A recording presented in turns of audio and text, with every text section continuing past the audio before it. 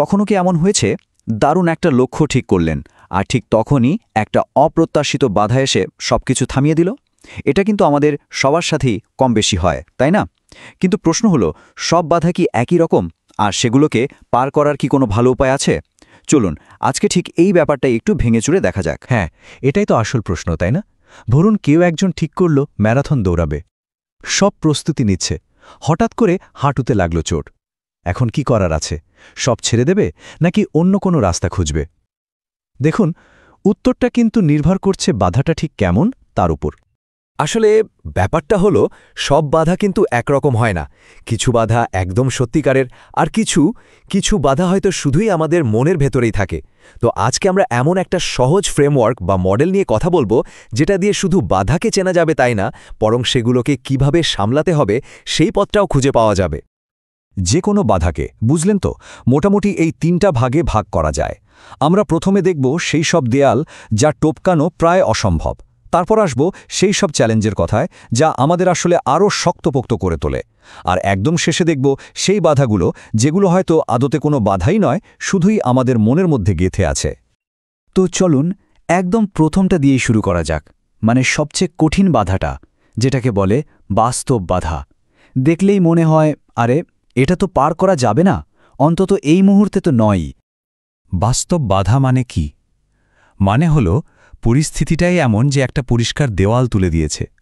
ধরুন একটা সহজ উদাহরণ দিই, যদি কারো দুটো পাই না থাকে আর তিনি ড্রাইভিং লাইসেন্সের জন্য আবেদন করেন, তাহলে সেটা একটা বাস্তব বাধা। এটা একটা কঠিন সত্যি, যেখানে পরিস্থিতিটাই শেষ কথা। এখন এই রকম পরিস্থিতিতে লক্ষ্যটা ছেড়ে দেওয়া মানে কিন্তু হেরে যাওয়া নয়, একদমই না।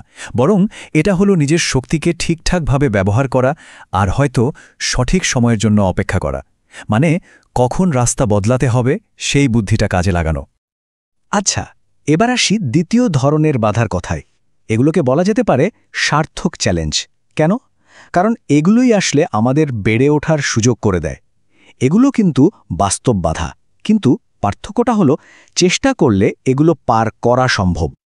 এখানে নিজেকে একটা প্রশ্ন করতে হবে, এই বাধাটা পার করতে যে বিরাট সময় আর খাটুনি লাগবে, তার বিনিময়ে যে ফলটা পাওয়া যাবে, সেটা কি আসলেই সেই পরিশ্রমের যোগ্য?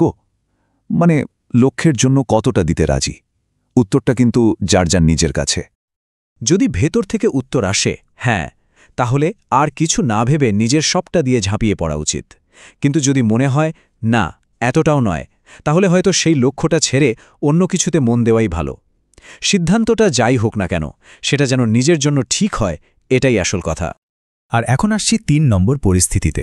আর সত্যি বলতে এটা এমন একটা ফাঁদ যাতে আমরা প্রায় সবাই কম বেশি পা দিই। এটা হলো সেই বাধা যা আসলে আমাদের নিজেদেরই তৈরি করা। সবচেয়ে কমন কিন্তু সবচেয়ে চালাক বাধাও এটাই। এই কথাটাকে খুব চেনা চেনা লাগছে। আমার কেন যেন মনে হচ্ছে এটা হবে না। ওই যে মনের কোণে একটা ছোট্ট সন্দেহ, যেটা চুপি চুপি এসে সব থামিয়ে দেয়। এর পেছনে কিন্তু কোনো প্রমাণ নেই, কোনো যুক্তিও নেই, আছে শুধু একটা ফিলিংস। এটা এমন একটা বিশ্বাস যা হয়তো আমরাই নিজেরা বানিয়েছি, অথবা অন্য কেউ আমাদের মাথায় ঢুকিয়ে দিয়েছে। তো এই ধরনের অদৃশ্য বাধার সাথে লড়ার একটাই মাত্র উপায় আছে, আর সেটা হলো একে সরাসরি চ্যালেঞ্জ করা। নিজের বিশ্বাসকে একটু পরীক্ষা করে দেখলেই কিন্তু আমরা নিজেদের এই অদৃশ্য শেকলটা ছিঁড়ে ফেলতে পারি। আর প্রক্রিয়াটা কিন্তু একদম সহজ। দেখুন, প্রথমে পরিষ্কারভাবে খুঁজে বের করতে হবে কোন বিশ্বাসটা আসলে আটকাচ্ছে। তারপর ওটা সত্যি কিনা তা পরীক্ষা করার জন্য ছোট্ট একটা স্টেপ নিতে হবে, মানে বাস্তবে করে দেখতে হবে।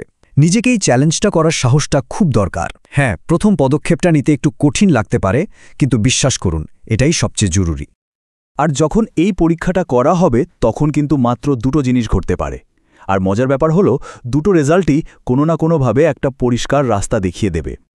এক, হতে পারে পরীক্ষার পর দেখা গেল যে বিশ্বাসটা ছিল সেটা আসলেই সত্যি। এতেও কিন্তু কোনো ক্ষতি নেই। কেন? কারণ এখন অন্তত একটা পরিষ্কার ধারণা পাওয়া গেল, আর সেই অনুযায়ী জেনে বুঝে সিদ্ধান্ত নেওয়া যাবে। মাথার ভেতরকারও অনিশ্চয়তাটা কেটে যাবে। আর 2 নম্বরটা হলো, ওই বিশ্বাসটা স্রেফ ভেঙে চুরমার হয়ে যায়। আর যেই মুহূর্তে এটা ভাঙে, যে বাধাটা এতদিন আটকে রেখেছিল সেটা এক মুহূর্তে হাওয়া, সামনের রাস্তা একদম পরিষ্কার। তাহলে দেখুন, এই পুরো ব্যাপারটা কিন্তু শুধু নেতিবাচক বিশ্বাস ভাঙার জন্য নয়, যে পজিটিভ বিশ্বাসগুলো আমাদের এগিয়ে নিয়ে যায় সেগুলোকে আরও মজবুত করার জন্য এটা কাজে লাগানো যায়। একবার ভেবে দেখুন তো, নিজের ভেতরের কোন বিশ্বাসটা আমাদের নিজেদের সেরা ভার্সনে পৌঁছাতে সাহায্য করতে পারে।